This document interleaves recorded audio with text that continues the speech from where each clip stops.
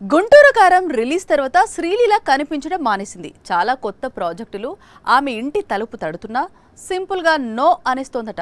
అందుకే ఈ గ్యాప్. అయితే సాక్షాత్తో ధమాకా హీరో తలుపు తడితే శ్రీలీల ఎస్ అనకుండా ఉంటుందా? శ్రీలీల ఫేట్ మార్చిన చిత్రం ధమాకా. పైగా మాస్ రాజా తొలిసారి 100 కోట్ల వసూళ్లను చూపించిన చిత్రం కూడా ఇదే. అన్నిటికీ మించి రవితేజ ఎనర్జీకి శ్రీలీల పర్ఫెక్ట్ గా సెట్ అయిందనే టాక్ ఇండస్ట్రీ మొత్తం మారుమోగింది. అందుకే ధమాకా రిలీజ్ తర్వాత చాలా మంది దర్శక నిర్మాతలు ధమాకా కాంబినేషన్ ను రిపీట్ చేయాలనుకున్నారు. కానీ కుదరలేదు. ఇప్పుడు ఈ కాంబో రిపీట్ కాబోతోంది. ఈసారి బాక్సాఫీస్ దగ్గర ధమాకాను మించిన సౌండ్ వినిపించబోతోంది. కెరీర్ లో 75వ చిత్రంలో నటించబోతున్నాడు మాస్ రాజా. ఈ చిత్రాన్ని కొత్త దర్శకుడు భాను భోగవరపు తెరకెక్కిస్తున్నాడు. డీజే టిల్లు సినిమాలు తీస్తోన్న సితారా ఎంటర్టైన్మెంట్స్ మాస్ రాజాతో మూవీ ప్లాన్ చేస్తోంది. అందుకే రవితేజ ఫ్యాన్స్ కోరుకుంటున్న విధంగా ధమాకా కాంబినేషన్ రిపీట్ చేస్తోంది సితారా.